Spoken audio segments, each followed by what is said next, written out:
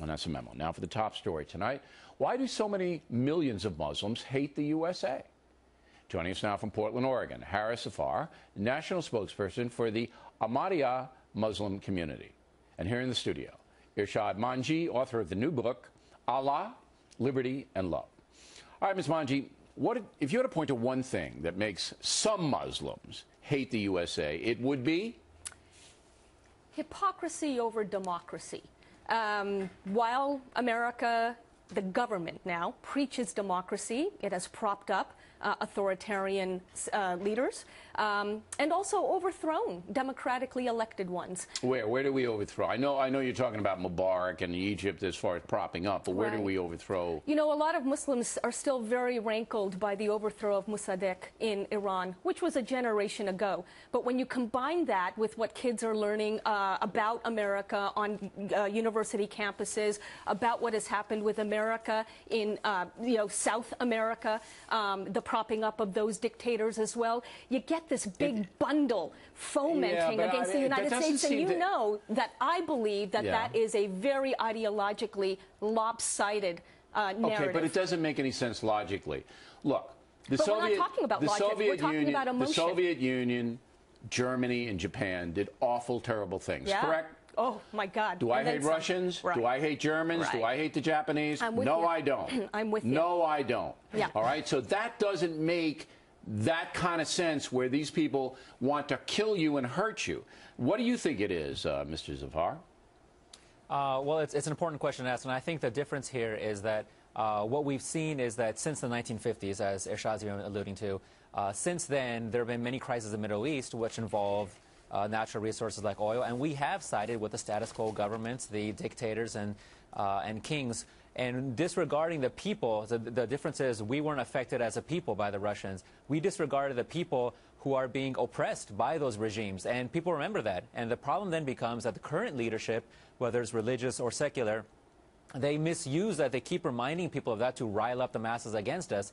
And then when isolated incidents happen like this, childish yet provocative and vile film that came out, when things like that happen, then they will use that as a ruse to rile up people against the United States. But nobody believes that a stupid film that nobody's seen causes people to assassinate ambassadors and to storm embassies and to try to kill people. I mean, that's just irrational. If Allah and the Prophet Muhammad, if they condone murder because of a stupid film, then you guys got a real problem inherent in your religion. But let me get back to you, Ms. Manji. Both you and Mr. Zafar are Americans, correct? Well, I'm a Canadian citizen, but I live now and work in New York. Okay.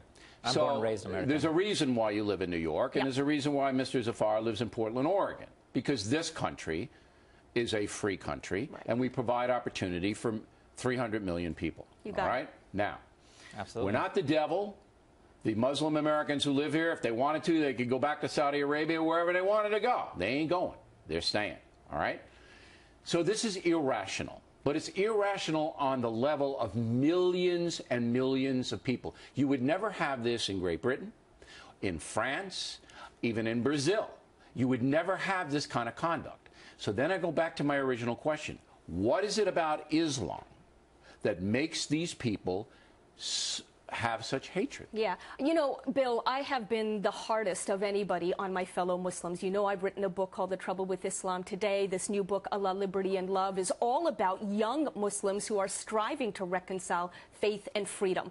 I never deny that there is a problem with the way we Muslims are practicing Islam. Having said all of that, I must tell you, I don't think what's going on in the Middle East and North Africa right now is about Islam. I think it's about so much beyond religion. But they use their religion as an excuse there you go. to do it. And what I'm taking so much strength from, despite all of the images of violence, we're also now seeing images of moderate Muslims, what you've been calling for, stepping up with signs, visibly making themselves targets. In Libya, they can get away with it, but you couldn't get away with it in Egypt. We love you, America. You've got to give them credit, though, Bill. Absolutely, because they could be assassinated. But why do I have to push you to give them credit? You don't have to push. It's all bad news. But as far as you're concerned. I'm more interested in a culture, all right, that in Pakistan, in Afghanistan, in Iran, in Egypt, in Indonesia, in the Sudan. Mr. Zafar, come on. It's an out-of-control culture at this point. And I'll give you the last word, sir. Absolutely, and the only thing I take contention with is to imply as any implication on Allah or the Prophet Muhammad. The fact that we've seen many examples in the life of the Prophet Muhammad in which he was blasphemed to his face and he didn't respond to that. If anything, he calmed his own people down from taking any vengeance. I think that's testament to the fact that Islam does not prescribe this. Okay, but many of your clerics are not teaching that. Not my clerics. The worldwide Khalifa of our Ahmadiyya Muslim community has been probably the most vocal. But you know what I'm Muslim talking about. In the Wahhabi sects and all of that, they're not teaching that. Which we are always quick to condemn and denounce, which we should be. All Muslims should be quick to denouncing such hatred and violence. And they should, which we absolutely. I mean, because we have to stop this. This is crazy.